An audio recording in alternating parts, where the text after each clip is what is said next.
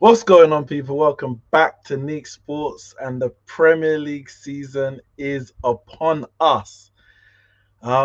It's come around very, very quick. Season ends, straight into the Euros, Olympics. Before you know it, we're back for another football domestic season. I'm here with Kyle right now. Jay should be joining us later. Unfortunately, Nat and Ramsey can't be here, but they've already sent in their predictions, so we'll be able to slander them behind their back, and they'll be none the wiser. Kyle, what are you saying? I'm good. I'm good. You know what? I'm actually really optimistic about this season. I think it's going to be a nice topical podcast. I think there's lots for us and myself to say. I feel good about the season, not just for my predictions, but also I feel refreshed. Like I feel good going into the FPL season. I feel good that you might see a change up in terms of kind of Premier League champions and all sorts. I think it could be a good season. It could be a good season. No? All right. We get into that. We get into that.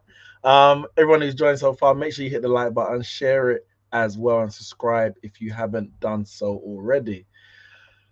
We are gonna get straight into it, and we're gonna start off with Actually, before we even get into that, I have to agree. Yeah, I think this season's gonna be a good one. As you can see, I've already got my shirt ready. New shirt, Mm-mm. new What happened to you're not buying a shirt till you win the Premier League? I said to win the League Cup, the League Cup. Oh, okay. Oh, Yeah, okay. all right. Oh, okay.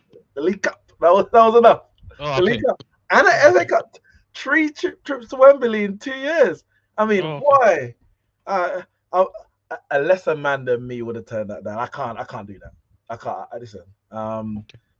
we'll get into expectations for Manchester United, but with a new, you know, part ownership structure and footballing structure overall, there's optimism. The way that we've operated so far in the transfer window, which we'll get onto, there's optimism. Mm.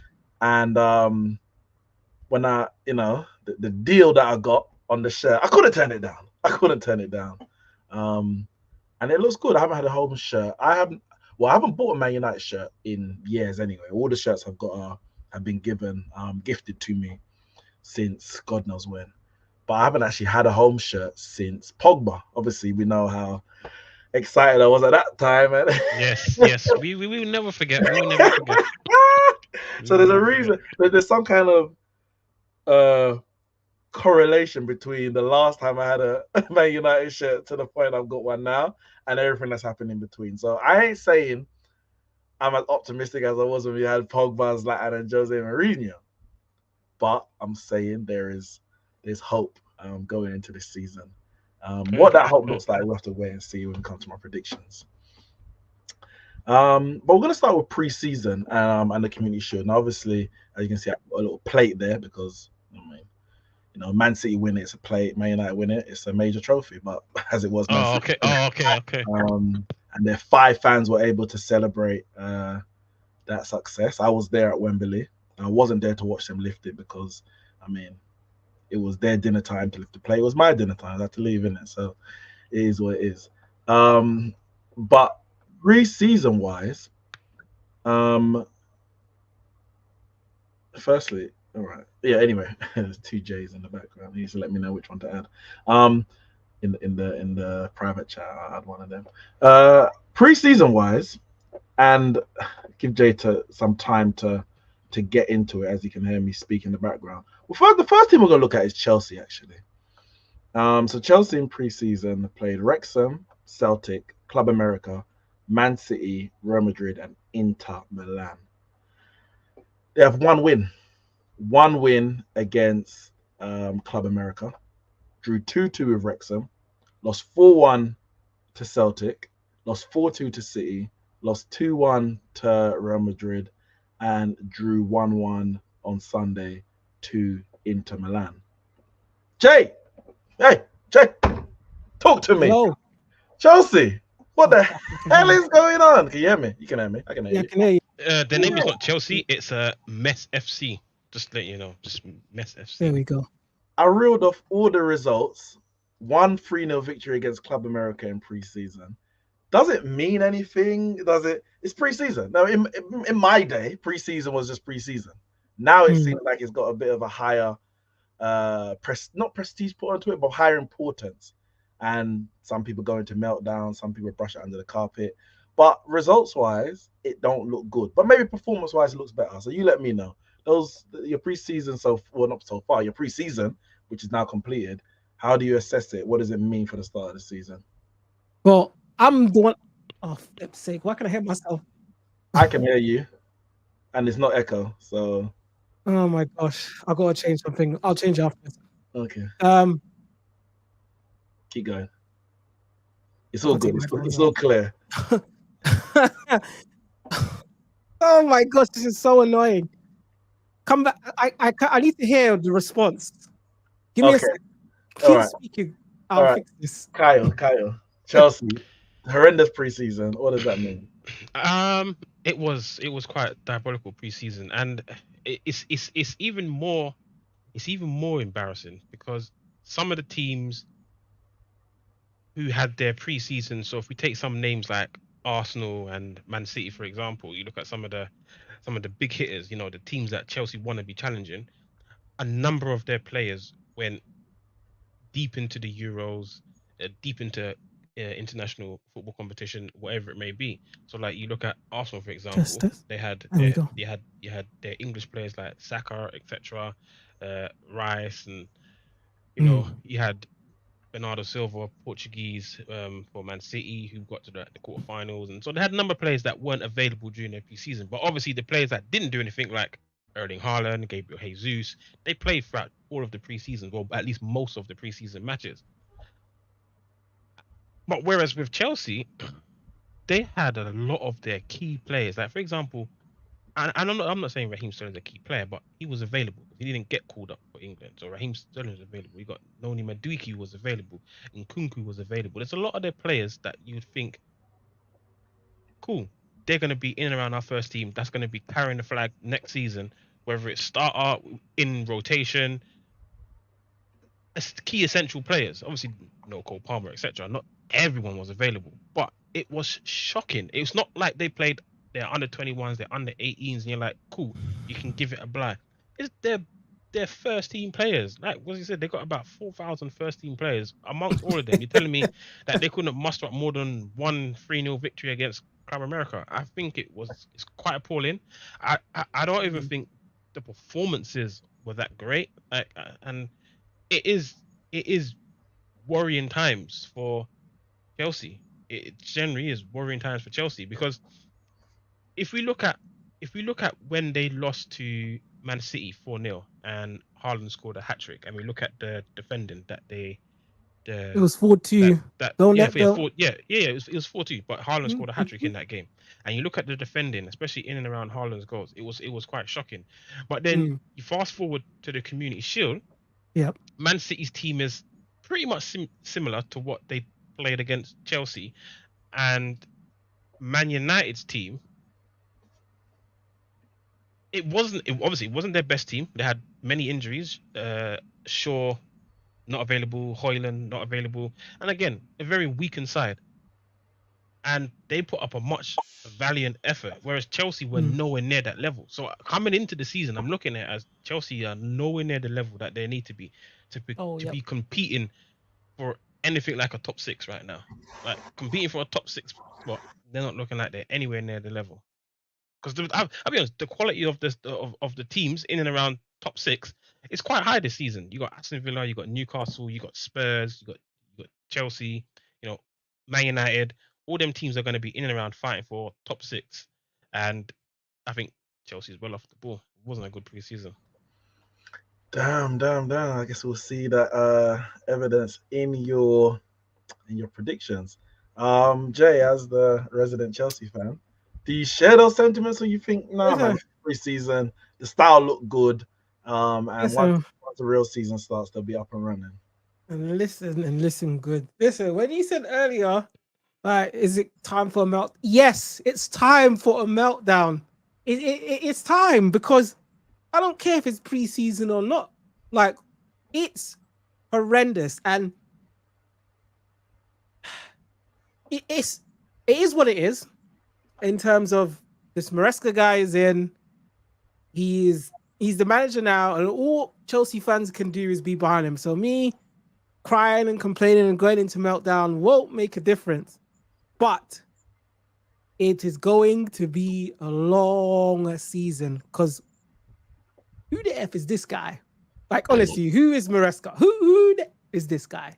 Like, nothing. And it doesn't help that 50 new players have come into the team. Like, obviously, he knows who's his first 11 going to be, barring who comes in. But it doesn't help that all this is coming in the team. We got signings like Sammy. Who the hell is that guy? Again. Like, Wait, what are these? the striker. Yeah. Well, that's not coming in anymore, is it? That got cancelled. Well, it's not, but it's stuff like this. Like, we shouldn't even be asking who the hell is this guy because we shouldn't even be in the running. Like, it's all confusing to me. Then we get Pedro Neto out of nowhere. Like, what is like? There's just so much uncertainty going on in the club, and I just see people just being like, we didn't deserve to lose. What? Because we passed the ball gracefully around the pitch. Like, honestly, like, you know what? I give it to them because that's all what they can hold on to. Because what else can they do? Because if they don't hold on to that, they're going to be like me, all doom and gloom right now. So shout out to them because at the end of the day, I don't think Poch should have been sacked. Is this guy any better or any worse? I don't know. He's balled up, and apparently balled is in, so maybe that's what they were doing for. Me personally, Poch, sticking with Poch, giving him the time to do what he needed to do would have been a bad decision because obviously he's got more experience. This guy, don't know, so it's gonna be a wild one. The preseason was awful. Shipped goals consistently. Yes, we did look good in passages of play. Maybe it's a system that we're gonna have to get used to. It doesn't happen overnight.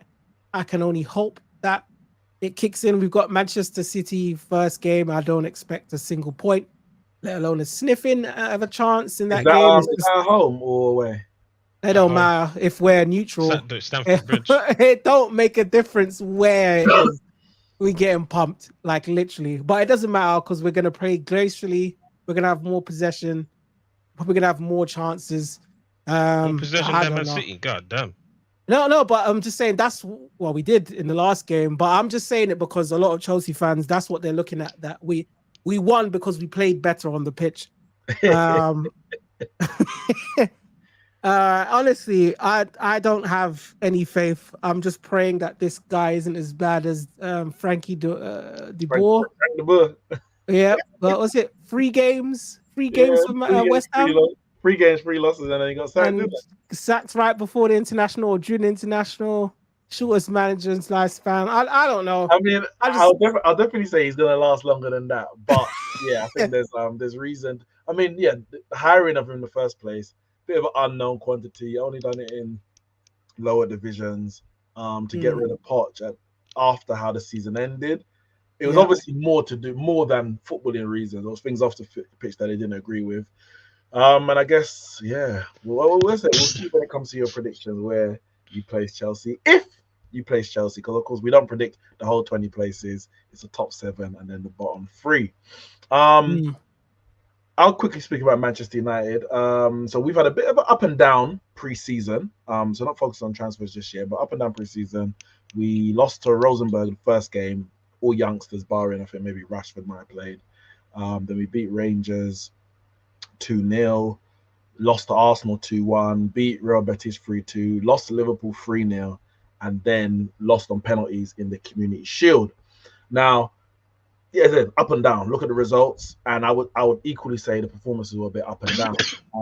But what I would say for me personally is that as the preseason went on, and I guess it probably coincided with more and more players coming back, but as the preseason went on, we started playing better. Even though the last result before the Community Shield was 3-0 to Liverpool, that was probably a better performance than our 2-0 win against Rangers. Liverpool won 3-0. Liverpool have looked good this preseason, I'll say that. And then if They Nat have, was they have. if Nat was here, he'd probably speak on that as well. But they looked at very exciting, like very direct the way that they're going forward, and we know the quality just in terms of the individuals they have, and they punished us when they went forward. They looked dangerous, and Salah and all of those got involved in the goals. Whereas us, we created chances, and we just weren't clinical as well. So not to say we deserve to win the game, but for me, preseason isn't necessarily about results. And if I'm looking at performance, I would say, all right, there's something to work on from that performance. And then for me, I saw the good things that I saw in those games, even the ones that we lost against Arsenal, for argument's sake. Um, I saw that in the Man City game, which of course went to penalties and we lost, but it was a draw after 90 minutes. And we played that game, and yeah, Man City played Rico Lewis, who, to be fair, even though he's young, he played a number of senior games. But Rico Lewis, a couple like O'Reilly, and another guy in the midfield, and Oscar Bob on the wing. And so they had a few youngsters in there. You can say, okay, that wasn't their strongest team, which 100% agree, and they're young players. We had Maguire and Evans at the back. They're not young, but they're definitely not our first choice. Martinez therefore played left back, and in the end, we brought on Palestri, the right winger, to play right back. Collier came on. So it wasn't by no means our strongest team, and it definitely wasn't Man City's strongest team. But as I said, throughout the preseason, we've improved enough that I saw the effect of that in the Community Shield to say, we actually should have won that game. And like some of the previous games, and I hope it's not something that's I'm going to be saying throughout the season, we just failed to take our chances. Rashford had one glorious opportunity and another very good one. Ahmad had two shot. Well, one shot that went too wide, so it really should have been on target, and another one where he passed instead of shooting. And if the pass was good, then it would have been a tap in. Rashford had a header that McTominay missed the knockdown. Bruno had a one-on-one. Like it was a number. Man City had their chances to hit the post as well. But on the balance of play, we created enough opportunities to win the game. Weren't clinical. Hopefully, we can continue to play in a way that creates those opportunities, but we just need to be more clinical. And that's the area that we struggled goals. I think we scored like 60 odd last season, 60 odd the season before. We don't score enough goals. That's where Rashford, his form comes into it. Highland, he comes into it. The new signing Xerxes comes into it. Bruno, etc., etc. All those players, Garnacho, Ahmad, they're gonna have to start contributing. But just in terms of our patterns of play, the style, which has been much criticized, rightly so, over the last year, I saw an improvement to say, all right, this season won't be as bad as last. And I ain't saying nothing because last season was terrible, but enough to say, all right, I got some optimism going into season. And I guess we'll see that when we look at my predictions. As I mentioned, Liverpool look good. Man City, it's always hard to judge Man City. It doesn't really matter what happens. We know what Man City and Pep are going to do come into the season. But Kyle, on Arsenal, again, I don't know if you really watched any of the preseasons in America and that kind of thing. I did actually. Okay, what do you make of Arsenal, their preseason going into the new season? Well, actually, to be fair, I think Arsenal look pretty solid. I think they look pretty solid, and I think it's the fact that throughout their games, they show different dynamics. What I mean by different dynamics, players playing in different positions and still putting in a good performance. So I think during Timber played in a number of positions at the back. I think he played centre back and he played left back in a couple of the games. You had Kai Havertz who played a game up front and he also played in central midfield and he even scored from the middle of the park from centre mid. You had Gabriel Jesus who played up front and I think wide in another game. You had Martinelli that played a couple of games. So they had a number of they basically used the full depth of their squad depth and players played in different positions, and they were still picking up the wins. Obviously, they beat Man United 2-1. I think they lost to Liverpool 2-1. Yeah. And they beat Sevilla 4-1. Was it? No, that was Liverpool. Liverpool beat Sevilla 4-1. They beat They beat Leverkusen Leverkusen 4-1. 4-1. Yeah, they beat Leverkusen 4-1. And then Lyon's the next game. Yeah, so they look solid, and I think Arsenal have a good base, a good foundation to go off. I think they're still one signing away to saying that they've got a perfect squad. And when I say a perfect squad, I mean a player in every position that you can say, yes, if this player played a certain number of games, we can still win the title. Whereas before, when they had players like Eddie Nketiah or Smith Rowe or Reece Nelson that would come off the bench or would have to impact their games, they may drop points here or there, but now they've got better players, especially in their backline. I think Arsenal's defense is best in the league, and I don't even think it's close. I really love Arsenal's backline, like that whole backline, and even just the options off the bench that they have now. With obviously their new signing Caliafori, and they've got Duran Timber who's back from his long-term injury. They've got Saliba, Gabriel, Ben White. They've got very good options at the back. I really like their defense, and obviously they've got a core midfield with Rice, Odegaard, and the rest of them. And I just think they're one signing away, and I think it's a forward player, whether it's a striker or a winger. I think if they get one more striker or winger, I think they have a perfect squad in the sense that, because I think they're still in a situation where if Saka gets injured or is unavailable, that position becomes a bit techie, and that's just my opinion personally. Jesus can play there, because he's played there for Man City. I think he's played there for Arsenal a couple of times. But Jesus can play there, but I still think if they're kind of one bad injury away up front from kind of being kind of technical. I know they got Trossard, Martinelli, Saka, Kai Havertz can play up front or wherever. But yeah, Arsenal, I really like Arsenal. Arsenal look really good. They look like a complete package now, and I don't think there's any excuse, because there was always excuse from the Arsenal fan base the first 2 seasons why they didn't win that title. There was excuses. I don't think there's a single Arsenal fan now, if they don't win the league this season, that there cannot be an excuse. You can't use the excuse of, oh, Man City are just better or this that. No, you are now a complete package. You have been acquiring over the last 2-3 seasons, building a team to win this title. Your players haven't left. You haven't been the Arsenal of old where they would sell key players. Your Sakas have stayed, your Martinellis have stayed. You've acquired players. They're all still at the club. This team has been growing together, and every year they've been getting better. They've been acquiring more and more points every single season. They've never gone backwards in terms of points accumulated. They've been progressing every year. If they don't win it this season, there can be zero excuse from no Arsenal fan. There can be no excuse. I think the only excuse I can accept is if they have a Man United last season, whereas all their players are just out injured, and they say, oh, well, we just didn't have our players available to play. Like, if all their players are just out long term, Gabriel's out for 6 months and Saliba's out for 8 months, and then you say, cool, give you a blight. You didn't have your players. But right now, there's no excuse. There's no excuse.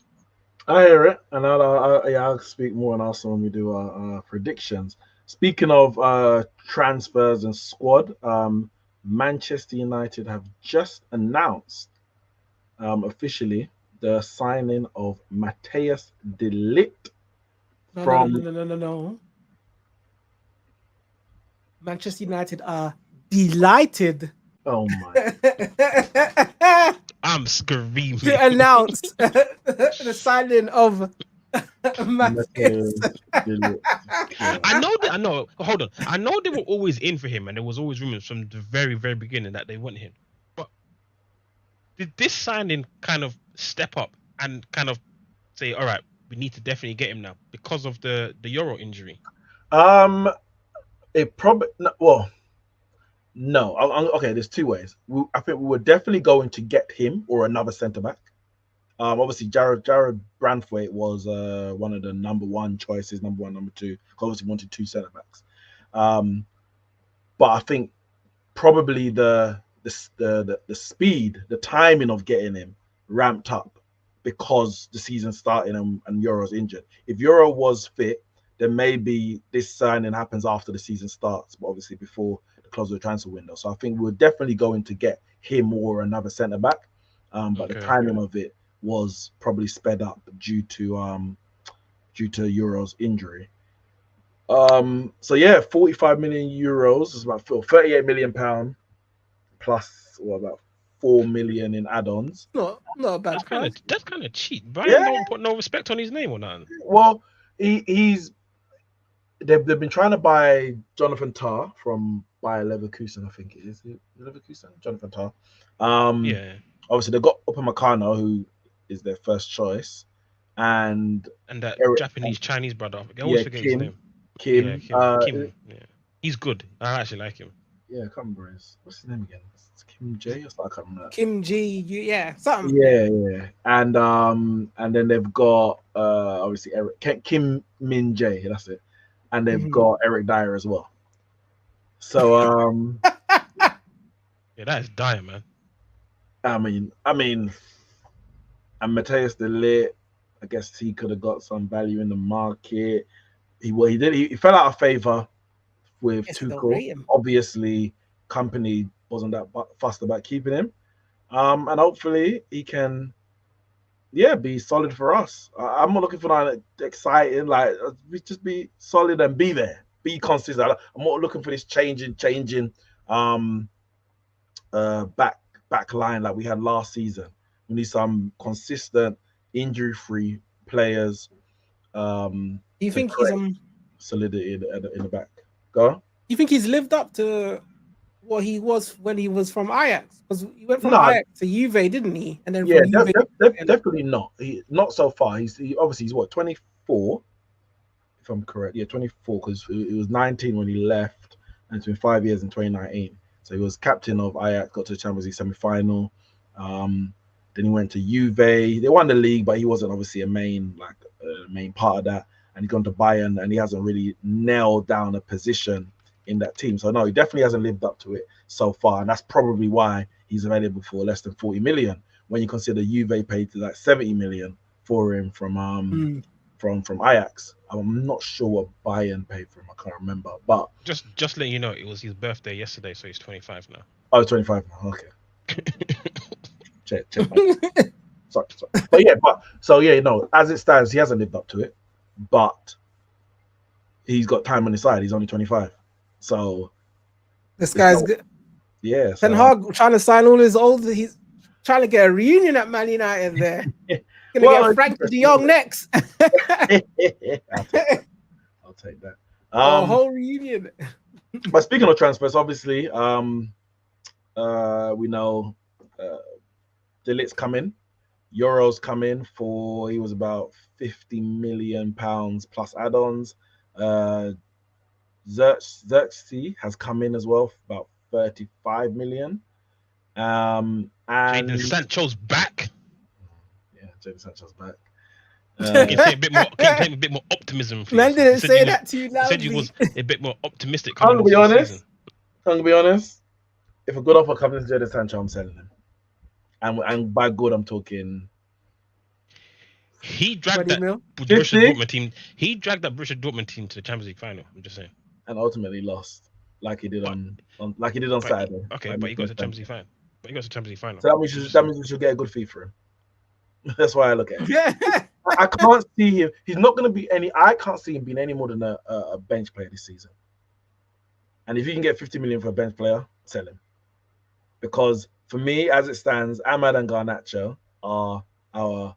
They should be, and they're not going to be, because Rashford's going to start the first game of the season. Probably going to start until it becomes like untenable, if it ever does, in terms of performances. But as it stands, Ahmad, Garnacho are ahead of him in the pecking order on the right-hand side. Rashford and Garnacho are ahead of him in the pecking order on the left-hand side. So he's second sub off the bench in terms of the wingers. No, Anthony, no? Anthony's third sub off the bench. Well, that's me. Now, I don't know. Maybe Ten Hag's got Anthony above Sancho. I don't know. But Anthony said he's delivering this season, so yeah, he's got to start. He can deliver the water bottles for the man. And Anthony's definitely not starting. Ahmad, I don't know who's going to start on Saturday, so on Friday rather. But Ahmad, it'll be Rashford and either Ahmad or Garnacho. I'm confident of that. But we have to wait and see. But yeah, our transfer window, and obviously Mazraoui, he's done his medical already. So that announcement has it happened yet? It's just happened 6 minutes ago. That happened as well. What's that? Mazraoui from Bayern Munich as well.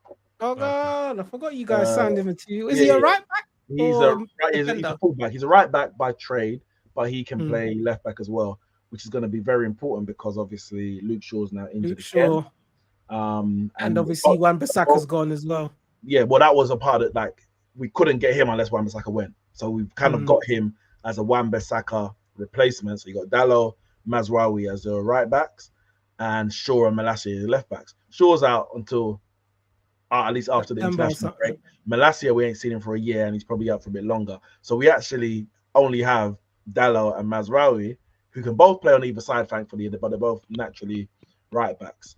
And then you've got Harry Laura Amas, Woods is trending. What's she do now? a young teenager playing left back, or as they may do, as they did in the Community Shield, put Lissandro Martinez left back, which I didn't like. Didn't like it. I don't want to see it. I'd rather play Harry Amas, but we've got two fullbacks. Hopefully, they can stay as fit as long as possible until more of Shaw our comes back. defenders, exactly, come available. Because even though we made these signings, in certain positions, we're still one injury away from collapse. Yeah, it's mad. One injury from collapse. Trust, you still got Onanas in goal. There's a big problem. Well, you know, got to just make it work, innit? No, you can do that. Solo says this needs to be Shaw's last year. How is man already injured before playing the game? Luke Shaw was only ever interested in being fit for England, and he did that. So job done. Back to the physio room. Might see Reece James there, but yeah, I think he's doing it on purpose. He doesn't want to play for Man United, but happy to play for England, or I don't know, man. Shaw needs to go. Shaw just needs to go. Apparently, he's got 4 years left in his contract, and that don't make sense to me. And like, when did this happen? But he needs to go. He does need to go because it's a waste of space. So, but yeah, Man United, I think our business has been decent. We kind of went through Chelsea's. Obviously, they bought Neto. Why are these good players just always injured? It's just frustrating. Dewsbury Hall from Leicester, Jorgensen, goalkeeper, Villarreal, Kelly. Bro, we're gonna be here all night. Don't read that list. the bear people tossing out the bear man for free. And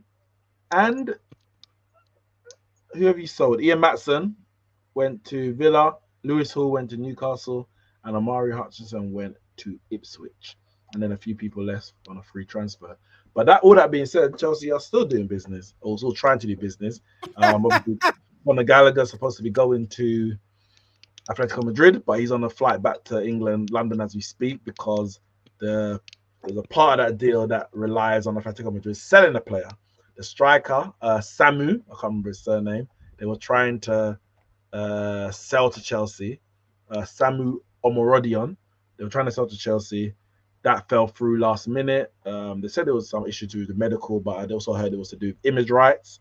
And then Atletico said, well, if you don't buy him, then we can't buy Conor Gallagher. And when Chelsea's like, well, send Conor Gallagher back if you're not going to buy him. And they're like, well, we got Felix. He's like, all right, we can do Felix, but sign Conor Gallagher. And the Atletico's like, well, you need to sign Felix first. So they're just doing this little dance at the moment. So God knows what's going to happen there. But all that being said, Chelsea still need. I feel Chelsea's trying to pull a fast one. They want Atletico to sign Gallagher, and they'll be like, "Oh, we pull out Felix as well." I feel like there's some dodgy in this business going on there. So I hope so, because we don't need any of them deadwoods. I don't. And all that being said, Chelsea still need a striker, and obviously, apparently there's some news about Osimhen about being 70 million euro bid being accepted. Well, I don't know. Be hearsay. Didn't they want a swap deal with Lukaku and Osimhen or something? Well, apparently they're gonna sign Lukaku for like 20 mil, something like that.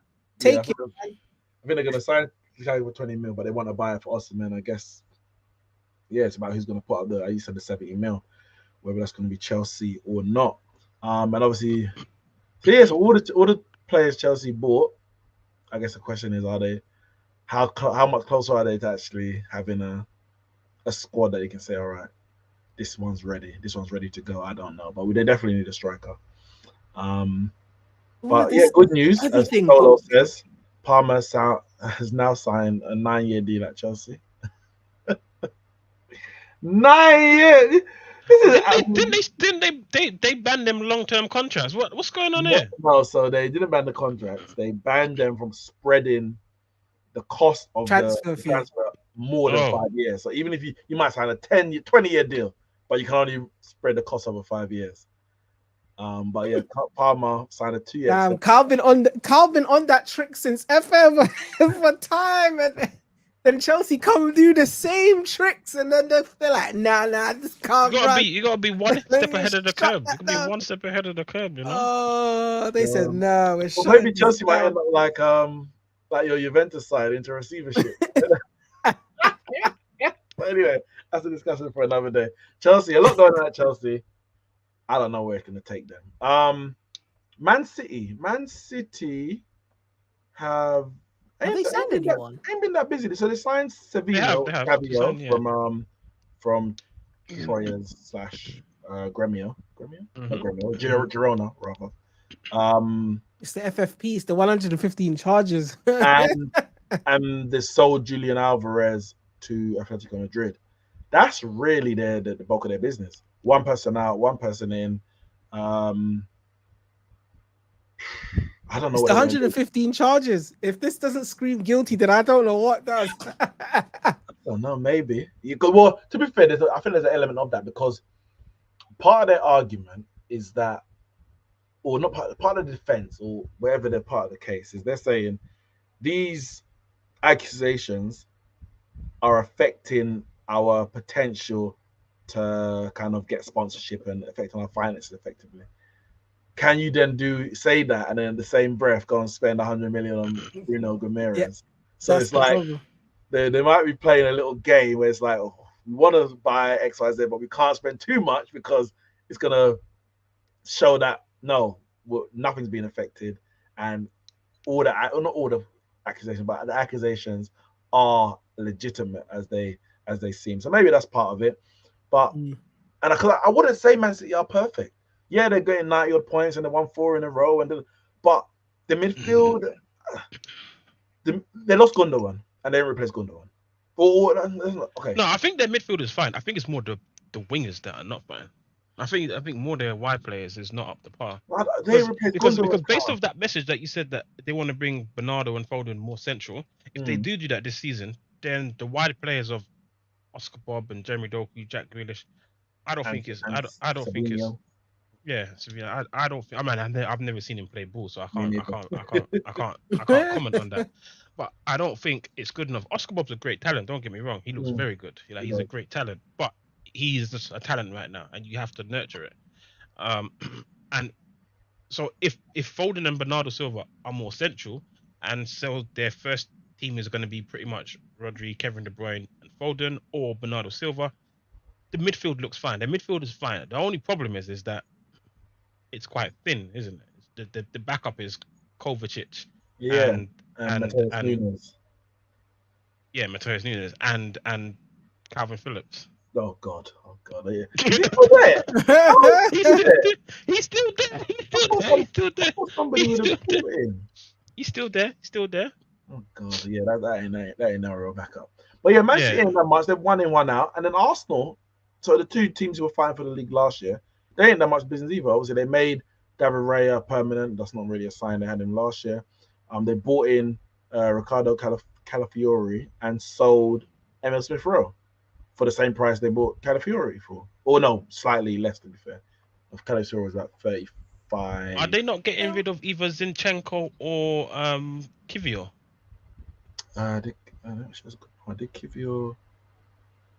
Don't know. No, they might go out and sign Austria, man. They tried to get rid of Nketiah. That deal fell. Yeah, they've been trying to get rid of Nketiah. They're also trying to sign Marino, I think he is. Yes, they're trying to. Is he from Atletico Madrid as well?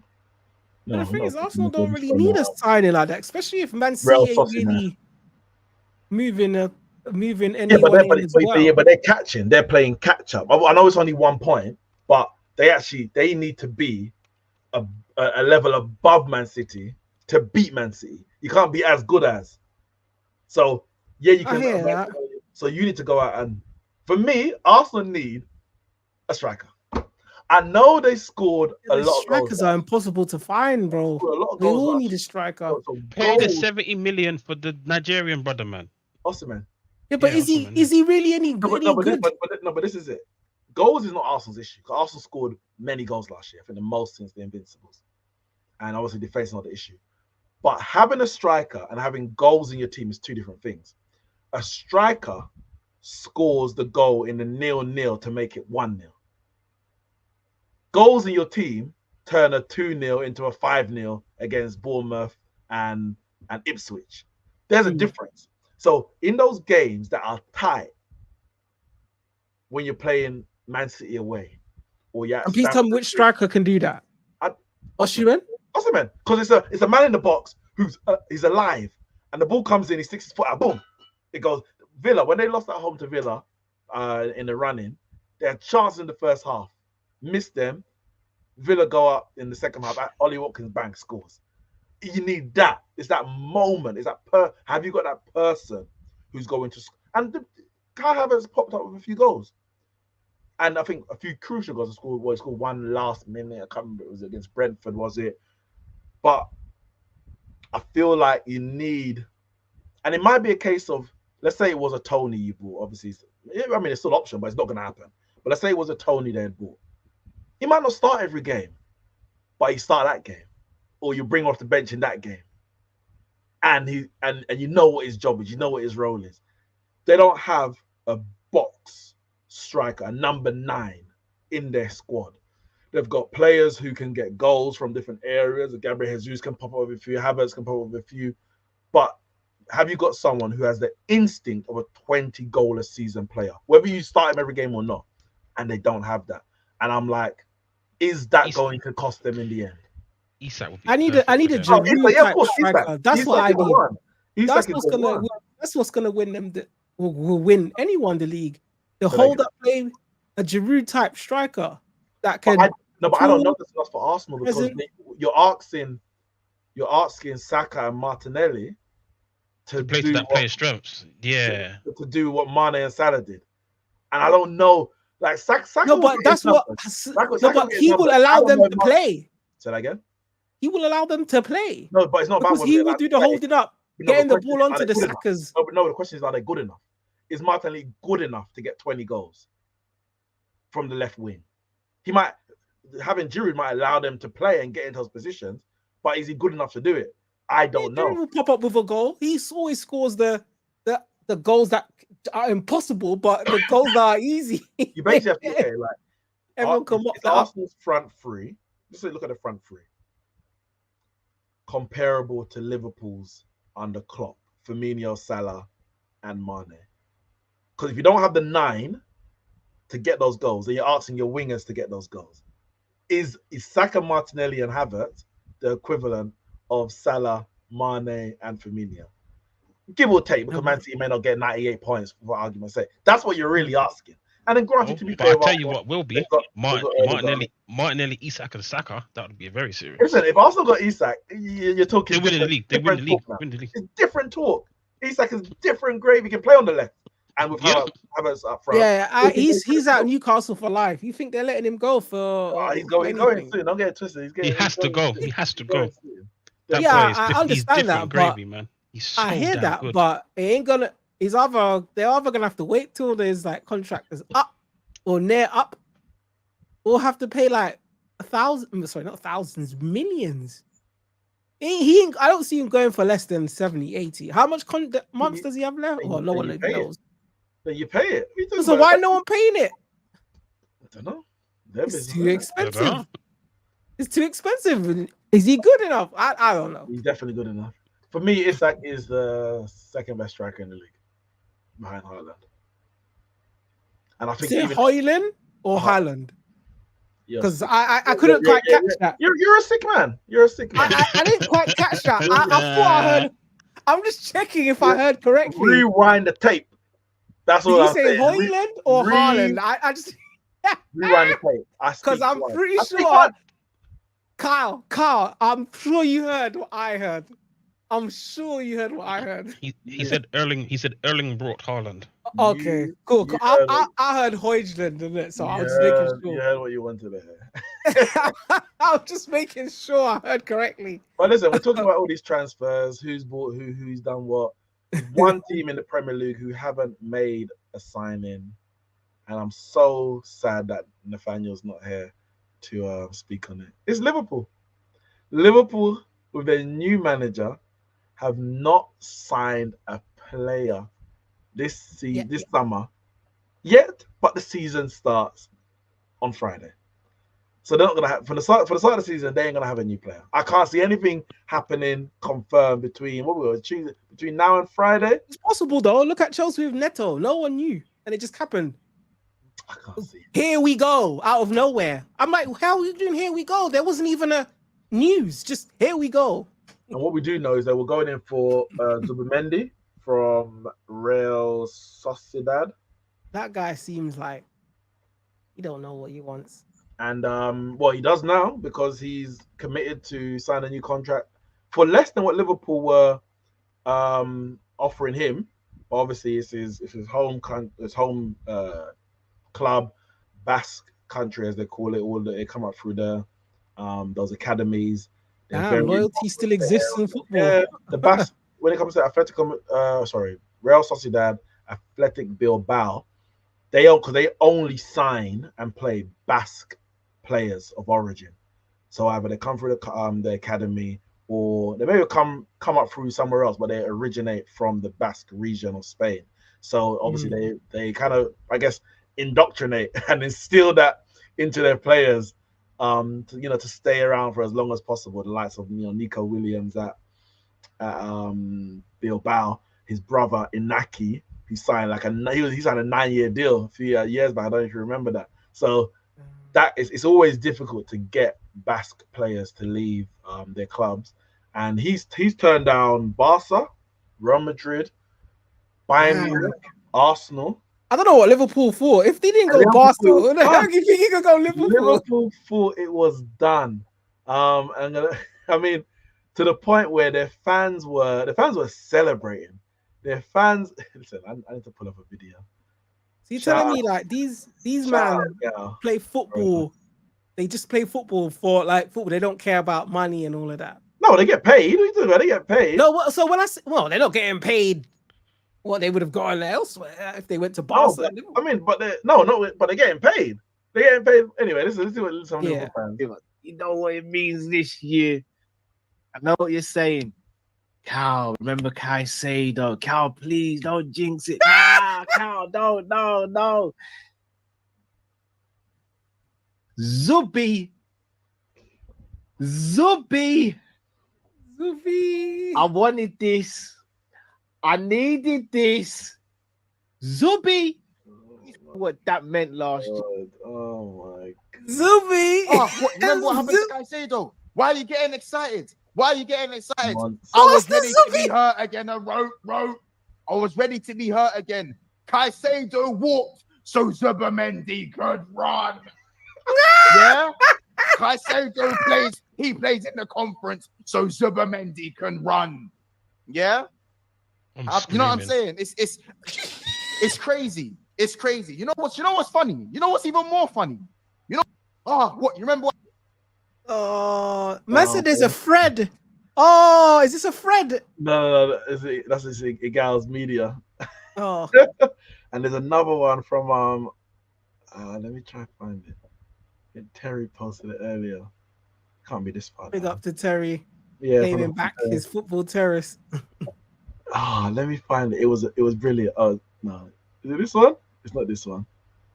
His mind was set on Liverpool. Very false. Very Oh false. no. That's a different one. Lol. I remember the whole Bellingham. Oh. Zooby-Doo, where are you? We got some work to do now. Zooby-Doo, where are you? We need some help from you now. You know what I mean? Liverpool fans are at it already. I mean, it's just. That's cringe. I mean, it's just embarrassing. And not only you're celebrating like you signed the guy, you deserve the egg on your face.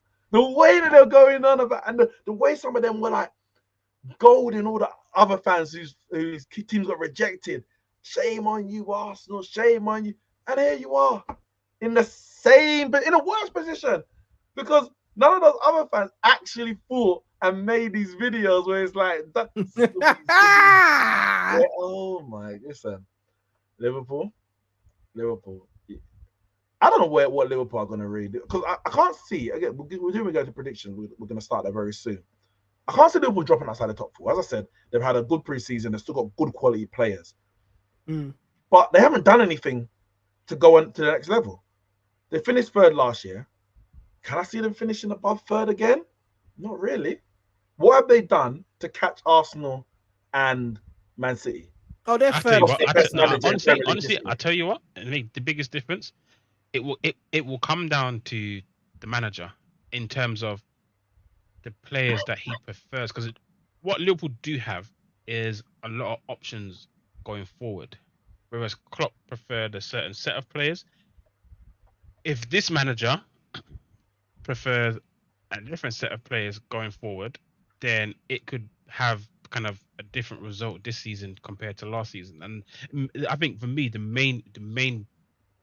big difference is Jota over Darwin Núñez. And Jota has looked really good in preseason. Actually, he's looked very good in preseason. Obviously, I know Núñez came back late because he was playing Copa America, so he came back late. But Diego Jota has looked very good in preseason, and it looks like he's chosen him. I say it looks like, but the other day when Liverpool played two games in the same day and they beat Sevilla 4-1, that looked like to be their stronger team, their more like first team. Like, okay, you guys are going to be the ones that are going to start on the weekend next week. And Jota was in that team, and Darwin Núñez played in the team that played in the evening, later on in that evening, and they drew 0-0. And obviously he couldn't bag himself a goal, which obviously did nothing to help his case. So I think the biggest difference will be the players that he opts to choose. Obviously, leaving behind Gakpo, leaving behind Núñez, and players like that, going with a more strict Diaz, Jota, Salah. It could bear a different result compared to last season, because as we all know, Darwin Núñez couldn't hit a barn door with a banjo. That's that, guys. let's not beat around the bush. He shouldn't be in the first team. Yeah, I think the thing is, I think Jota's always been good, but was it the injury? It's the injuries, yeah. It was the injuries that was always his issues. But he was a very decent when he wasn't when he wasn't a problem. Yeah, he was cold at Wolves. He was cold. Raul, was it Raul? Yeah, Jimenez. Yeah, him and Jimenez. Yeah, they're cold at Wolves. Cold. But listen, let's get into our predictions. And we're going to start with the top seven. So when I say top seven, we're talking from fifth to seventh.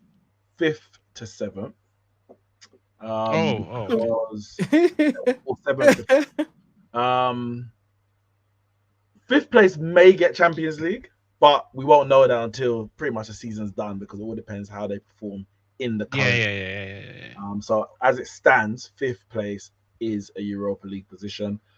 Sixth place, I don't even know. Sixth place is a Conference League position technically, and seventh is actually nothing. It all depends who wins the League Cup and the FA Cup. Usually, one big team will win at least one of those trophies, or one team, within the top seven will win those trophies, which then means seventh then drops down to That's not even the case. Well, actually, yeah, it depends, because it depends who gets the fifth. Depends where they finish in the Premier League. Yeah. So Man United, for example, last season finished 8th, won the FA Cup. Meant Newcastle finished 7th, didn't have any Europe because we didn't get the 5th Champions League place. So 5th went to Europa League, 6th went to Conference League, and 7th went to nothing. Because the 6th place got that position because who won the League Cup last year? Liverpool, and Liverpool finished in the Champions League. So 6th place took that position. But we'll do top 7. And obviously Nat and Ramsey have submitted their selections already. So I'll go through theirs first. Oh, it's actually identical. So they both have Newcastle in 7th, Aston Villa in 6th, and Manchester United in 5th. Carl, I'll come to you first. 7th, 6th, 5th.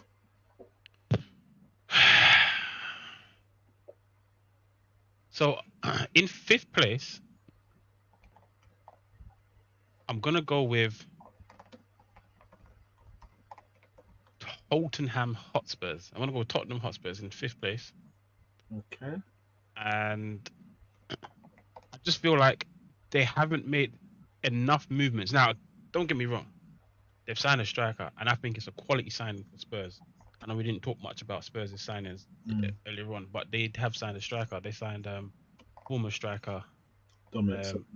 Dominic Solanke, and he scored 19 goals last season. Something like that, yeah. So he was one shy of the 20 mark playing for Bournemouth. I think he can replicate that for Spurs and even go one better and actually hit the 20 mark. I don't think he's going to get much more than 20. Like he's not going to get like 25, 26, 27. But I do think he can hit the 20 mark for Spurs. And that also takes the burden off Son. I think Son will continue his performance level. I think Son got about 17 goals and about 10 assists there or thereabouts last season.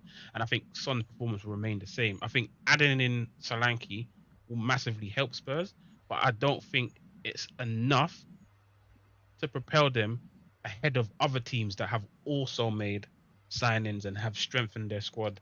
But this is it because Spurs finished 5th last year, and you've got them. Yeah, they finished 5th. Yeah. 7th.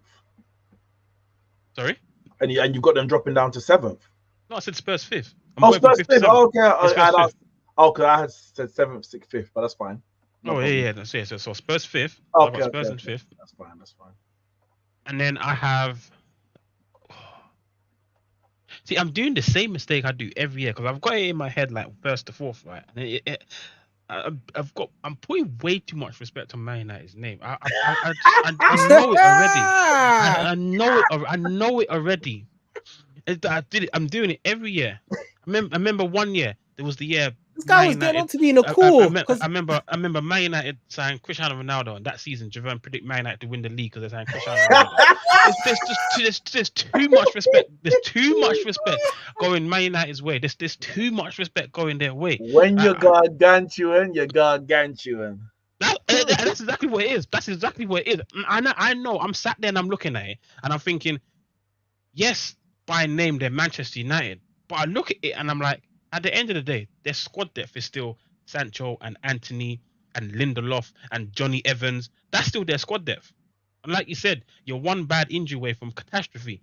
I can see it all unfolding right now before my very eyes, and there's too much respect going Manchester. Where did Man United finish last year? 8th. They finished 8th last season. No, we finished at Wembley. That's where we finished 8th. Where did you finish? Where did you finish your season? We finished our season at Wembley. You finished 8th. You finished 8th. So yeah, Spurs in 5th. I think. Damn, man. I think. Aston Villa.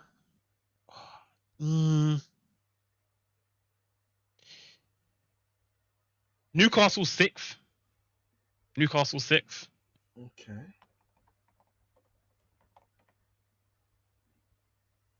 Aston Villa 7th. This is crazy. So just to, we'll come to Jay, who is the obviously Chelsea fan. Just to make it clear, of the 3 predictions that's come through so far, none have Chelsea finishing between 5th, 6th, and 7th. So unless Kyle has Chelsea in the top 4, then boy, that's all I can say. Boy, Jay, who's your 5th, 6th, and 7th? All right, so I'm gonna start 7th with Chelsea.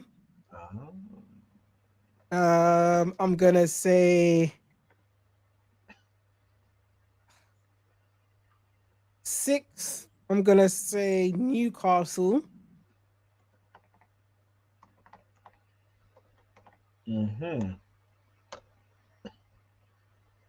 No, fuck.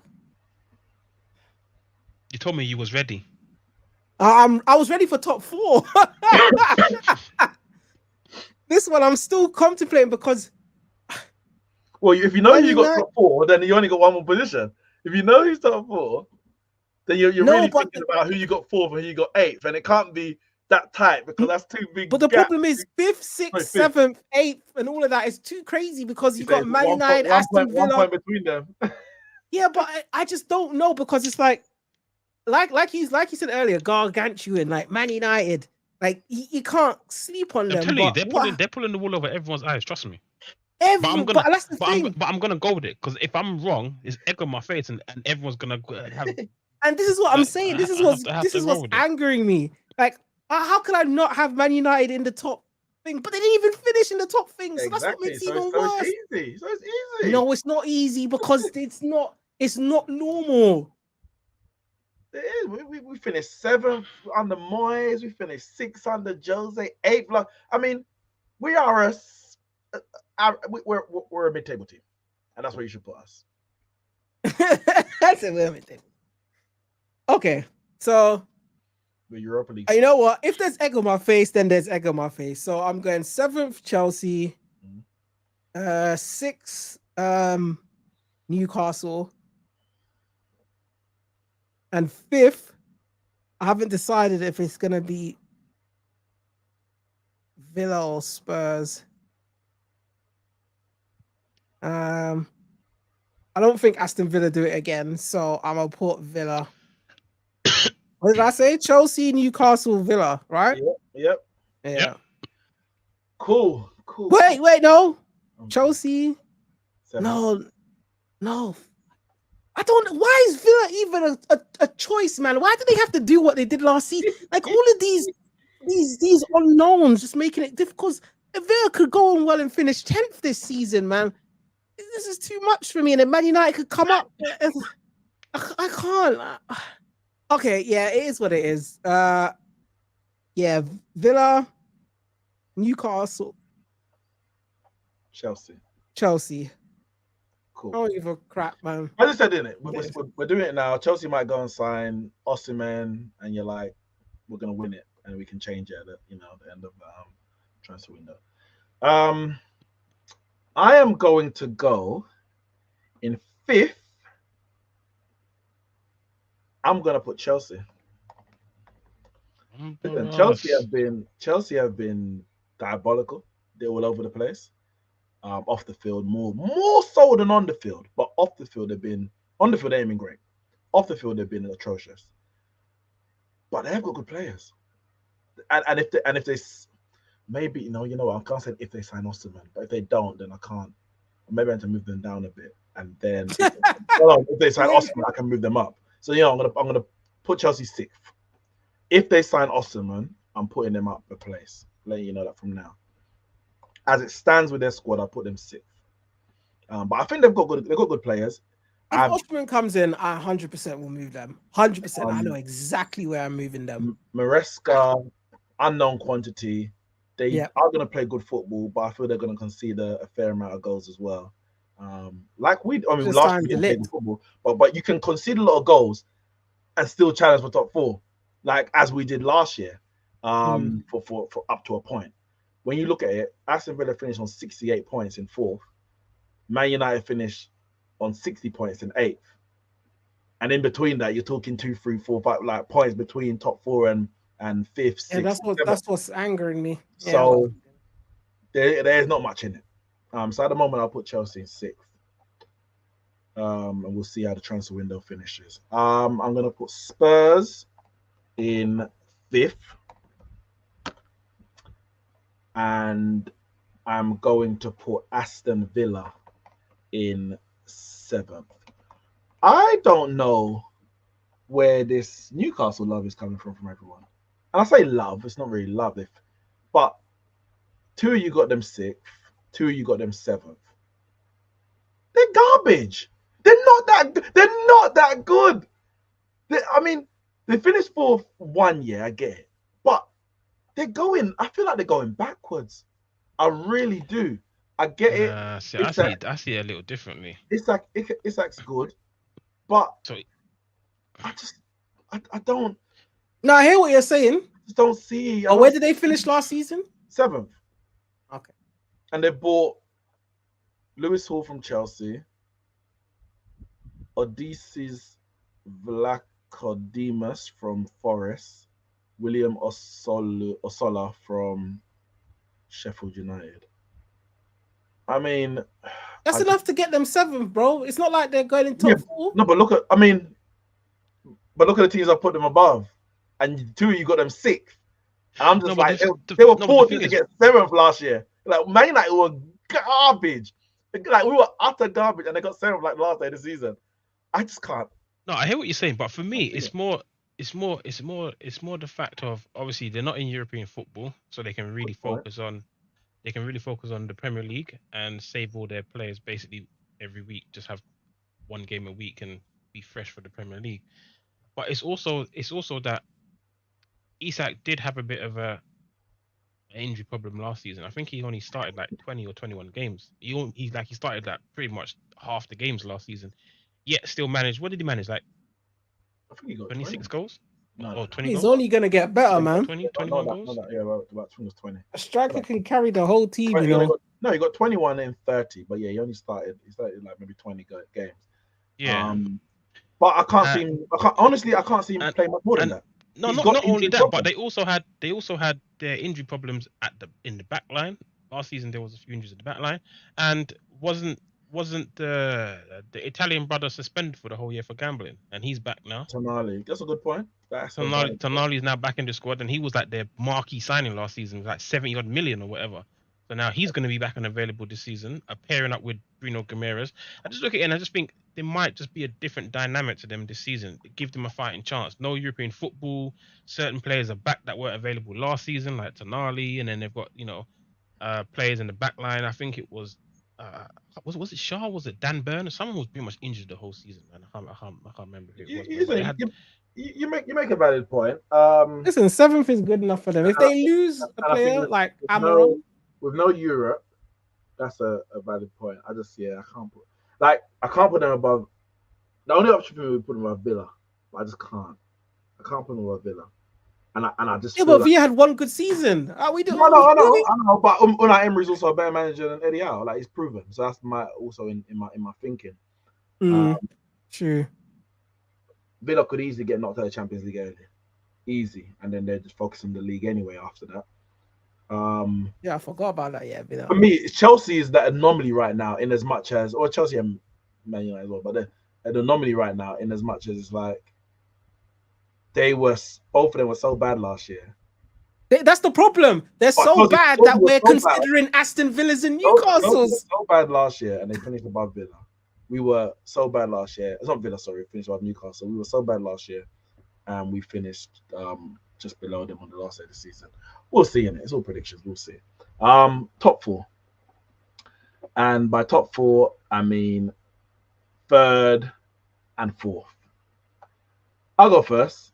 As I said earlier, I think Liverpool, they're the third best team. They were the third best team last year. They ain't made no transfers. They ain't done enough to close the gap on the top two. And I don't think the teams below have done enough, or even could have done enough. I don't think there was anything this summer that those clubs could have done to close the gap on Liverpool. So Liverpool will have to massively underperform for me to fall below fourth, definitely outside the top four.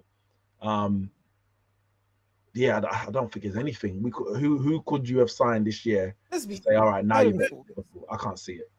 Especially because Aston Villa were the fourth team. If Man United or Chelsea were fourth, and then they had the summers that they had, you can say, all right, they can build on that and maybe go third. But from 8th and 6th, that's really who you're looking at who's going to push Liverpool, Man United, Chelsea. You got to be honest. Tottenham ain't doing much, and Villa ain't. Like Villa and Newcastle, they're doing their bit. But realistically, it's Man United and Chelsea who have to step up to really break into that top three and maybe top two going down the line. And then they're not good enough. So for me, Liverpool solidified in third. Maybe less points than last season, but solid enough. And like you, the wool has been pulled well over my eyes, can barely see through them. And I got Man United in fourth. I got Man United climbing from the depths of. But you know what's so funny? We all sitting here right now, absolutely 100% know Man United not finishing in the top four. but everyone gonna have them there. The thing is, Carl, The thing is, they can though. In my Those head, I signings. actually feel like Man United's going to finish fifth. But I can't put Chelsea above Man United. I can't. They're so all over the place. And they've got this random championship manager. It doesn't make sense. They could. but I can't. I can't put Chelsea in the top 4 on the back of that. Spurs should finish above Man United based on where they were last year, made some good signings. But it's Spurs.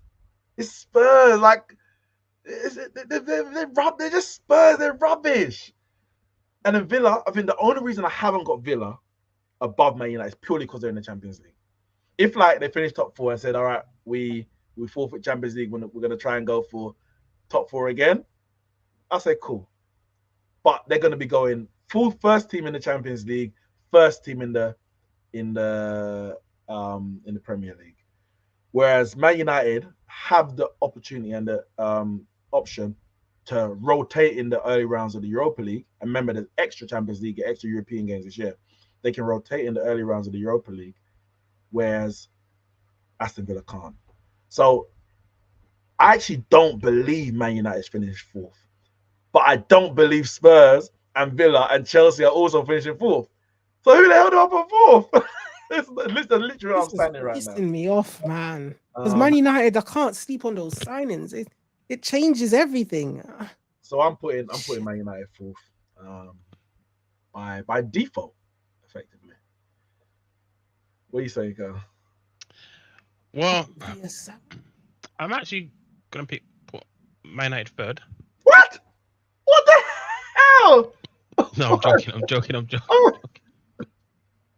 Bro, I was so confused for a second. Nico was stunned, flabbergasted. I'm gonna do the same as Nico. Liverpool 3rd, Man United 4th. However, I actually do believe that for me, the gap between 3rd and 4th is going to be quite gappy, and I also believe the gap between 2nd and 3rd is going to be quite gappy. I think Liverpool,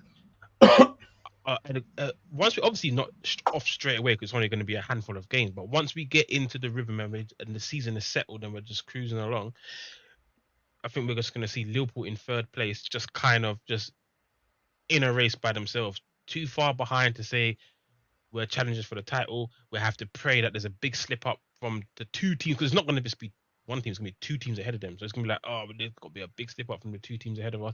But also, we're not kind of under threat for the teams that are fighting over 4th place. I actually think Liverpool just going to be just calmly, just mellow, just sitting there in 3rd place, which also means that they could potentially have a very good Champions League season, because if their league season's already done and they're just kind of just cruising along in 3rd, they could potentially have a good Champions League season. But we'll get onto Champions League later. So I'm going to have Liverpool 3rd and Man United 4th.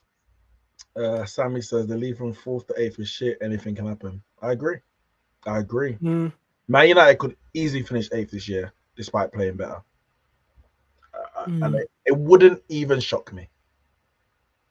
Yeah, I agree. Go on, Jay. Who's your 3rd and 4th? I'm going to say Liverpool and Spurs. Okay. So you have... Wait, so where did you put Man United? Were they 5th? 8th, isn't it? Oh, you put them 8th? Mm. Oh, I must have them 2nd, surely. Bro, maybe he has. Maybe he's got Man City in a relegation with 150. You know what? That's not a bad shout. Imagine you actually predicted that. I'm a bit confused, but I don't know, because I want to... Wait, I have what? Chelsea 7th. Let me run it through quickly. All right, so I've got from 3rd to 7th. I've got Liverpool, Man United, Tottenham, Chelsea, Villa. Ramsey has Liverpool, Tottenham, Man United, Villa, Newcastle. Kyle has Liverpool, Man United, Spurs, Newcastle, Villa. Nat has Liverpool, Tottenham, Man United, Villa, Newcastle, and Jay has Liverpool, Tottenham, Villa, Newcastle, Chelsea. Okay, I think I will. Nah, man, this Man United thing is pissing me off, man. I need. Have them 8th, bro. It's fine. They finished 8th last season. You can have them 8th. Yeah, but I don't. They signed some deadbeat players. Xerxes, who's some Ute They signed Anytime. Yoro, who's some youth who's already Yep, injured. he's good, yep. Matthias de Ligt, who ain't lived up to hype. 25, Yep. dusty old player. Bayern Munich reject. Yep. Who've they signed? That's what Who've makes they it even really? worse. No, That's who've why they we Bayern realistic- Munich Even reject. worse. Yeah, exactly. Who've they realistically signed? This is the same Bayern Munich team that lost the league to flipping Leverkusen. Come on. Yep. Come on, Yep. come on. Who've they realistically signed? They ain't signed no Okay, so flipping why are Erling you Haaland. constantly slapping them in fourth then? Don't watch what I'm doing, but if you want them eight, No, but have them I'm just eight. saying you're here screaming out the opposite of what you've done. Like Yeah, what? but don't worry about all of that. If you want to have them No, eight, I'm not. it's fine. I'm not. It's I'm fine. not. The but I'm point just is, saying. there is a legitimate reason for you to have them 8. That's the point we're making there. There is no reason to feel like that is a wild but prediction. they definitely It makes improved. Like it's, I So- just can't see so is it? Villa doing it again. But yet here I am saying they're gonna do it again. This is pissing me off. Well, anyway, listen. We gotta move on to the big boys. Yeah, for second to 8th, don't win. Oh, No come on, man, let's be serious. It's Arsenal second, City first. We don't even need to discuss at this All point. right, so that's your prediction. You're Yeah. saying Arsenal second and City Yeah. first. Okay.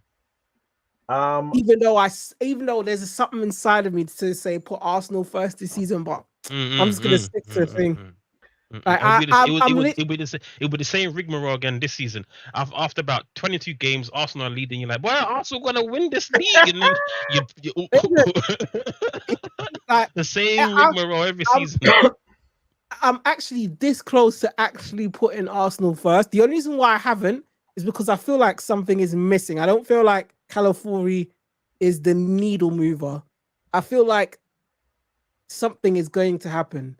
And if that something happens, then I'm going to swap it around. But now, as it stands, until our prediction day where we can change it, I'm going to have City first and Arsenal second. But it's ever so close. It's like, I was telling Carl earlier, like, this is insane. The fact that I'm actually thinking about Arsenal in a top 2 or even to win is crazy. Like, all the years I've been watching football, I've never said this or anything. So it's a tough one. But well, I'm gonna go like one. Chess says, when the window closes, then I can then I can talk.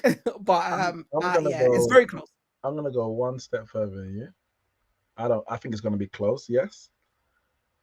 But I can't envisage a world where a team can challenge for the league 3 times in a row and not win it once. I can't see it. Like, you can't get close but fall away, get closer and lose it on the last day effectively, or don't win it on the last day rather. And then the next year, let's just say in Arsenal, but they're not challenging this year.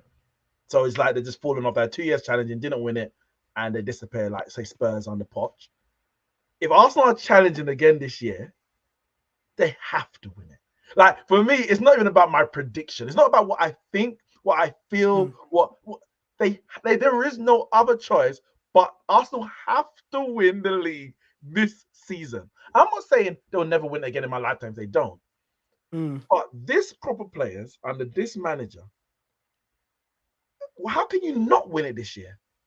If we laugh at Liverpool, Klopp, Jurgen Klopp won it 1 year into they won it. They went close, got picked on the line. They came back the next year and won it. They went close again another time. 3 times they went very close last day of the season. Well, 2 times they went to the last day of the season. 1 time they won it. If Arsenal are going to challenge for the league this year, which I am 100% sure they will, for me, there is no other choice but to win the league. So it's not, I don't know what I think. I don't know what I feel. I just know Arsenal win the league this year. I just know it. Arsenal win the league. So I've got Arsenal first and Man City second. 5 in a row. Yeah, that's doable. That's a mad thing if they do that, you know. Like four's one thing. Four was mad thing, but I'll tell you why four's one thing, because four's like it's the record breaker. Four's the record breaker. But it's like Man United could have done 4. We done 3, could have done 4. But we're far from 5 because we never did 4. And we done 3 twice. So that means effectively we were close to 4 twice, but never did it. And then Man City did it. We weren't close to 5 because we never got 4. And Man City gonna do 5 in a row. That's Usain Bolt breaking the world record, tapping his chest, but he's only broken it by 0.5 seconds or 0.05 rather seconds, 0.03 seconds, whatever it might have been, and then breaking it 9.58 when no one can match it. That's what Man City will be doing by doing 5. You're Usain Bolt in it. You're doing 9.58, and we have to wait a generation upon generation, maybe a lifetime, before someone can match it. Arsenal can't let Man City Usain Bolt them. Have some dignity. Have some shame. Arsenal must win the league this year. Yeah, they must, but you just never know. This is football, man. This is football. But either way, it's one of those two. It's one of those two winning it. What's yours, Carl? Well,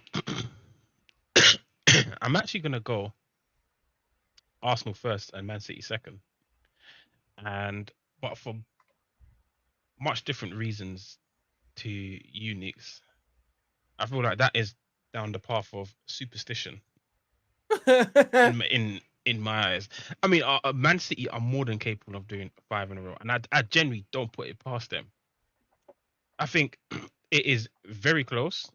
I think their squads and their teams have been very close for quite some time, as we've seen in the last 2 seasons. Arsenal, in the first time they challenged, they led the title charge, even at one point by 8 points, for quite some time. It was only in probably the last 8 to 10 games that they fell off and surrendered that league and ended up losing it. And then again, last season just gone, they were in the running right to the very end, right to the very last day. But last day, title challenge, one team loses, another team wins, they get the title, etc., etc. So their teams have been very close. However, I feel like Arsenal have been slowly bettering their team, even if it's just one player at a time. Like, for example, this season, they've signed Caliafori. Cool. That is strengthening the team, because I genuinely do believe he's better than any left back that they have. And obviously, during Timber, who was a signing last year, didn't play last season, and he's back as well. So effectively, they've got 2 new additional players. Now, Timber's not a new player, but effectively, it's kind of like the Tonali situation with Newcastle, where they didn't get to utilize him once last season. So it's an improvement on the squad, an improvement on how you should perform, because you have an additional senior player. So I feel Arsenal have improved just that tiny bit, where it's like, okay, that 1 or 2 points difference, it can change. And I feel like Man City have taken a slight step back. And obviously the transfer window's not closed, so it can all swing. Right now it's very tight. But I feel like selling Alvarez is going to end up being a bigger deal than people actually realize, or maybe Man City think and realize, because last season Haaland had a season which is a typical Haaland season. His first season in Premier League wasn't a typical Haaland season because of the World Cup and because of that massive rest period that he had, because Norway didn't go to the World Cup. He was able to stay fit for the duration of the season. Other than that season, Haaland has had some sort of sideline every other season in his footballing career. So he's known to get injured, at least once for the season. And it happened again. It happened last season. He got injured. He missed some games. But in those games where he was absent, Alvarez played. And I won't lie, Alvarez held it down. Alvarez did his bit. And he is a forward. He's a striker. They've gotten rid of him. And when Haaland gets injured this season, they will have to play with a false 9. And if anyone can do it, Pep can do it. We know Pep can play with a false 9. He's done it in the past. He's proven it when he didn't have Aguero. He's played Jesus there. He's played Kevin De Bruyne as a false 9 before. If anyone can play with a false 9, it's Pep. He can do it. But I just feel like the squad depth isn't just there to support certain injuries in certain positions for Manchester City. I spoke about their midfield earlier on in the pod, whereas they got Rodri, Kevin De Bruyne, and Foden in the middle. Bernardo Silva can rotate between Kevin De Bruyne and Foden as and when needed.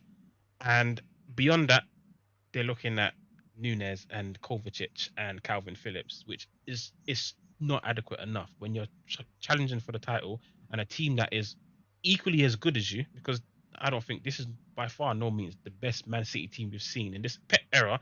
Is not the best Man City team we've seen. They are 100% beatable. They are 100% beatable, and I just think they haven't done enough to say we're going to keep that 1 or 2 step ahead of Arsenal so we can retain the league. I actually think they've taken a step or 2 back in selling Alvarez.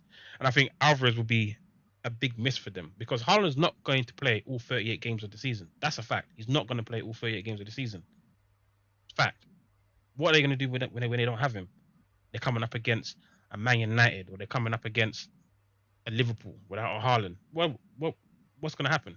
Potential for points drop. And even last season, a lot of the big teams nick points off of Man City. They are very gettable. Even Chelsea 4-4 with Man City. Arsenal beat them at the Emirates. Like they dropped a lot of points to the big teams, and I think the same will happen again this season. And it will be a very close race.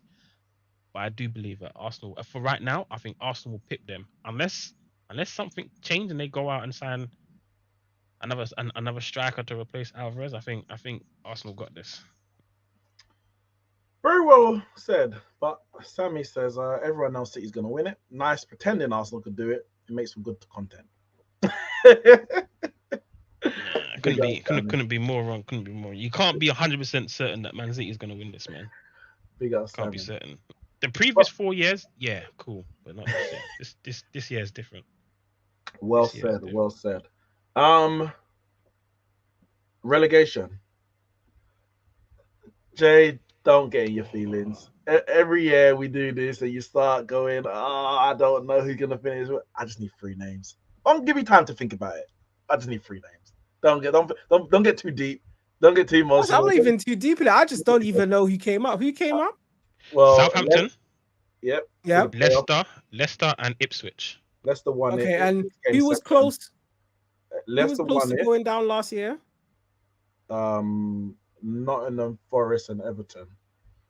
So okay, let me see. Actually, would they Everton finish in the end? That's a good point because I think they kind of they had deductions, didn't they? Yeah. Nottingham Forest. They might get the. I mean, you said close. Nottingham Forest were 6 points above in 17th. Brentford were 13 points above in 16th, and Everton were 14 points above. So really and truly, the 3 that came up were the 3 that went down. It at times it got close, but even with the deductions that Everton got, they were clear by the end of it. Ramsey has gone Leicester, Southampton, Ipswich, so he's gone 3 up, 3 down. Okay. Into Leicester in 18th, Southampton 19th, Ipswich 20th. Nat has gone, as he does every year, Everton. Every year the boy does Everton, man. Fighting in the Liverpool to win it this year. But Everton 17th, Ipswich 19th, and Southampton 20th. I am going bit of sentiment in here. I'll tell you why. Southampton 20th, Leicester 19th, and I've gone Forest 18th because I do really hope that Ipswich under ex-Man United coach Kieran McKenna can stay up. And that's it. That's literally it. I just hope they can stay up. So I'm not going to predict them to go down. So I got Nottingham Forest dropping out of the league. Fair enough. Kyle J, what you got? Well, I've actually got my 3 teams, but this one has been a bit more less of you're rubbish, you might go down, and I just a tad bit more not research into it, but just actually looking at the transfers and what's actually happening and how some of the teams could potentially perform. I think there's been some good signings for some of the teams, and there's been some big departures. So with that said, I think in 20th place, I'm gonna have Ipswich. I think I'll have Ipswich in 20th. I am going to have Southampton in 19th, and in 18th, I'm going to have Bournemouth. And the reason why I have Bournemouth is because I think losing their key player, their key striker, is going to be a bit of a big deal. And the reason why I don't have Nottingham Forest is because I genuinely believe that Gibbs White, Awoniyi, and Wood is going to be more than enough to keep them up. Wood They Fire. signed Wood in January last season, didn't they? It was a Yeah, January I believe signing. so. I Yeah, believe so, and yeah. he ended the season with 17 goals, So and they got Wood in the bulk of January. that Okay. the bulk of that came after they signed him in January. The bulk of those 17 goals came from when they signed him in January, and I think that and Gibbs White has been he has been a solid player for the past 2 seasons in the league. So I think Nottingham Forest will have enough in the tank to see them over the line.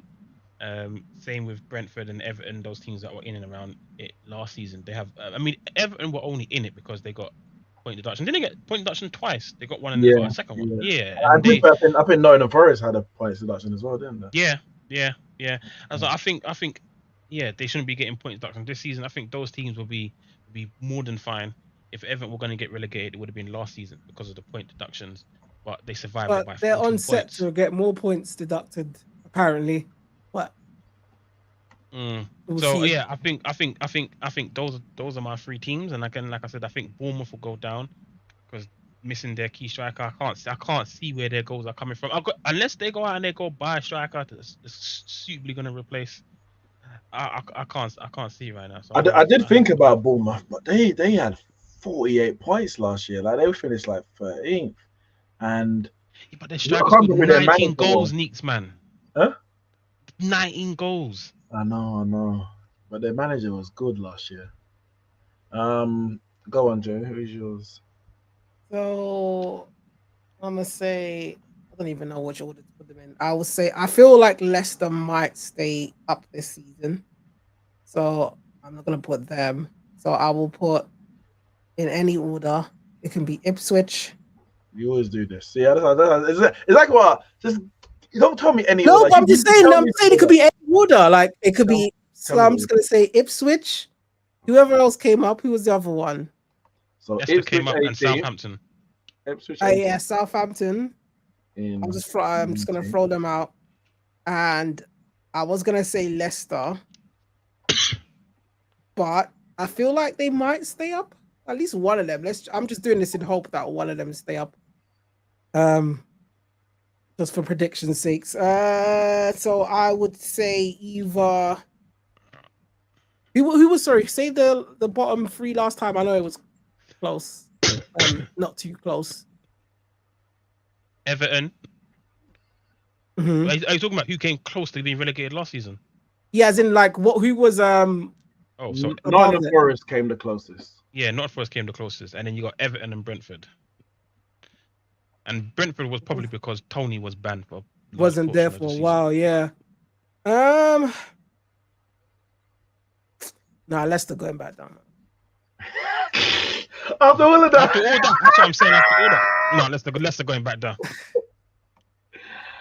yeah, I think Leicester losing Maresca would have dented them as well. Even though some of the fans are like, boy, it might be better because he just wanted to play one way, and the same way like and Burnley came up and they just played the same way and just went straight back down.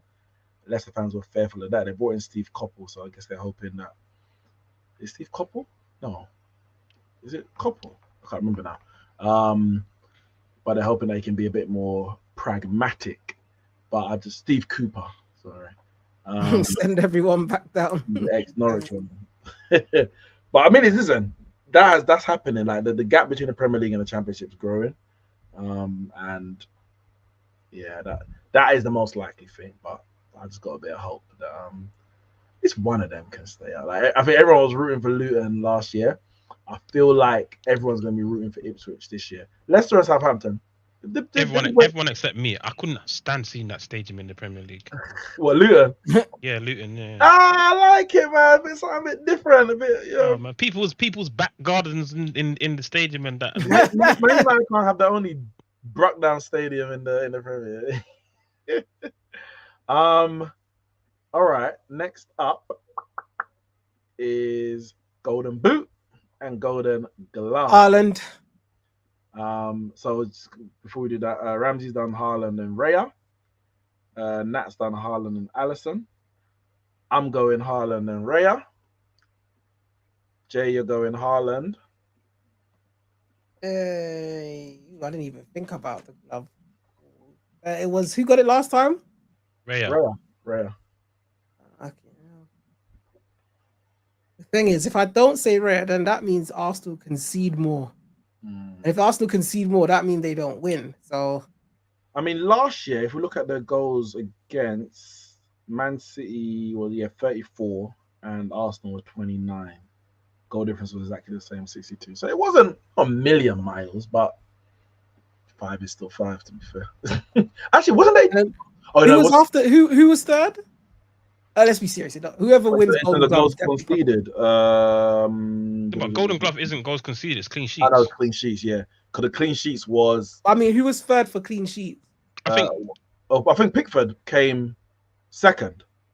Yeah, Pickford came second. Yeah, in clean I think sheet. the clean sheet. I think Ray got 16, 17. That's what it was. Yeah, Yes. and Pickford got maybe 15 or something like that. And then third, so it was Raya, Pickford. Probably Edison. I don't know. Yeah, probably Edison. Okay, yeah, it doesn't matter. Yes, Or could it be Martinez actually? Can't remember. it's a tough one. I'm just, I was, like I said, because I have a sneaky feel Arsenal will win it. I would say Raya again. Like they can't get worse. Arsenal have to get better, so it has to be Raya.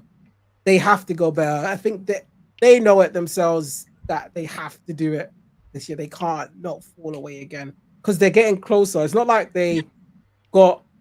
It's not like it's been back and forth. It's the trajectory's been that. It's been leading it and then falling off, and then it was leading it, and then 1 point. So, like you said, it's looking up. So yeah, Raya has to do it again. So yeah, I'll say Raya. Cover my bases.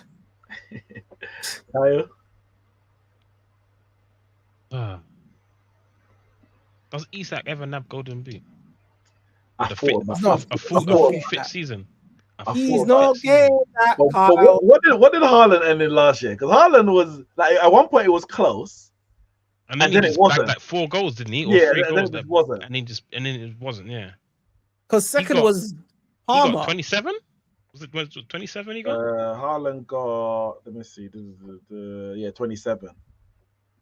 And then Palmer got what? 27 and 31. Palmer got 22 in 33 and Isak got 21 in 30. So nah, he don't pass Haaland. Haaland is banging in bare goals. Let's be serious. Palmer won't be there again next season because that first season, he always gets that.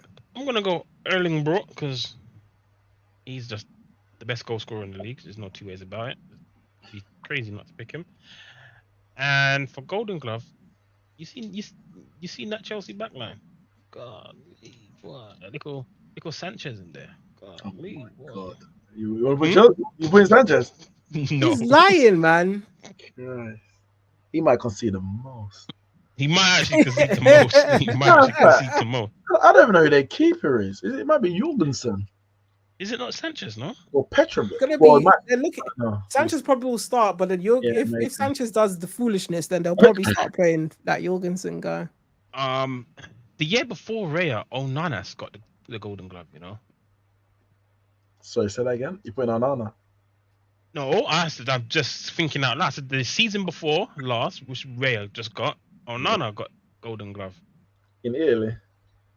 Oh, so not Onana. Whoever your keeper was before. It was David De Gea. Yeah, David De Gea. Yeah. David De Gea. So Man United can keep some clean sheets. Still. So Onana is your selection?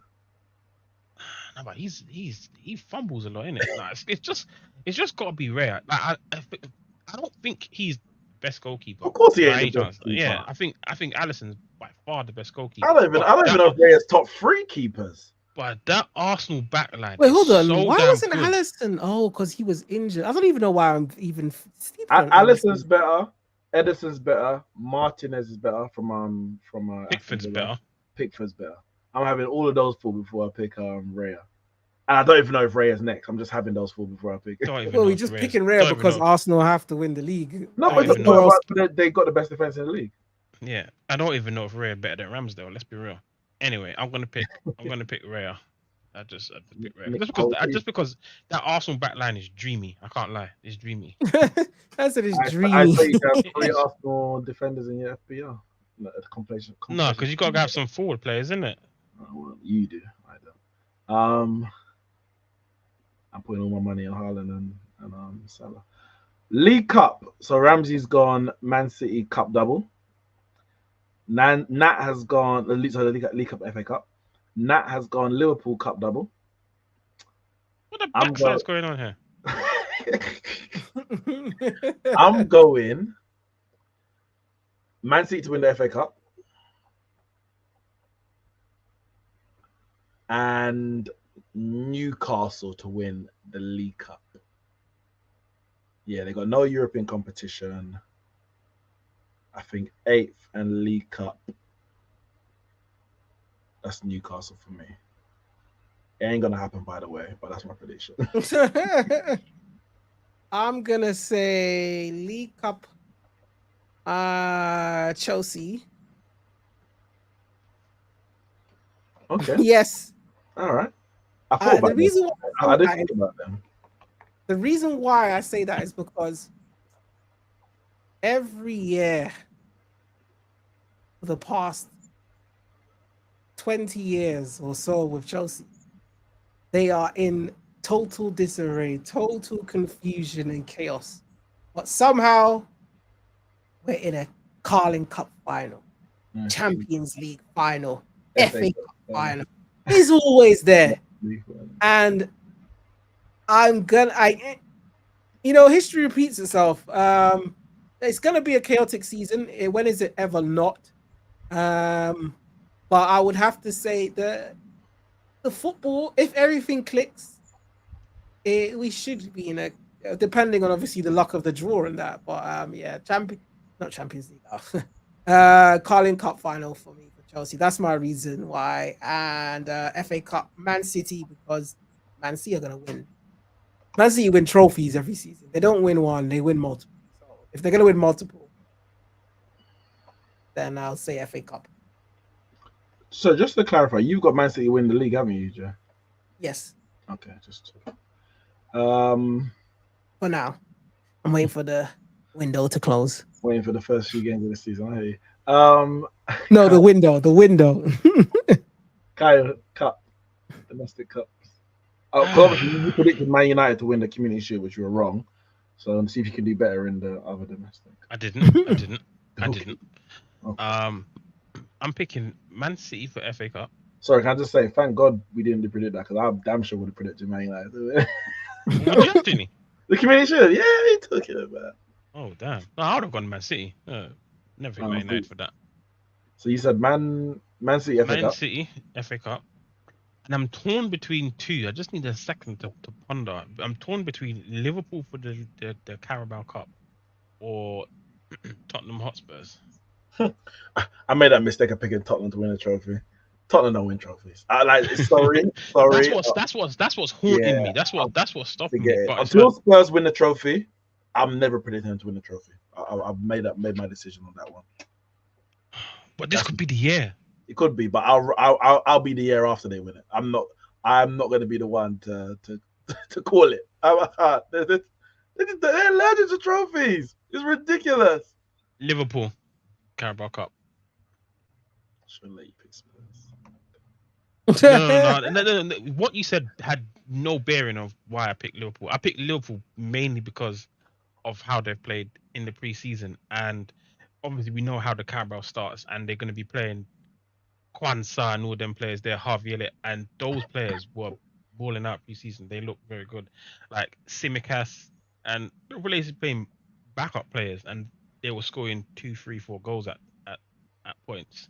So those same players are going to be the ones that play in the Carabao Cup, and yeah, I think they're good enough to beat anyone. And then once they get to a quarter or a semi-final, they may take it a bit more serious. But their squad depth, even like Jota, Nunes, Diaz, Salah, Gakpo, like there's a lot of depth in that team, forward and midfield, enough to win the Carabao. So I pick Liverpool.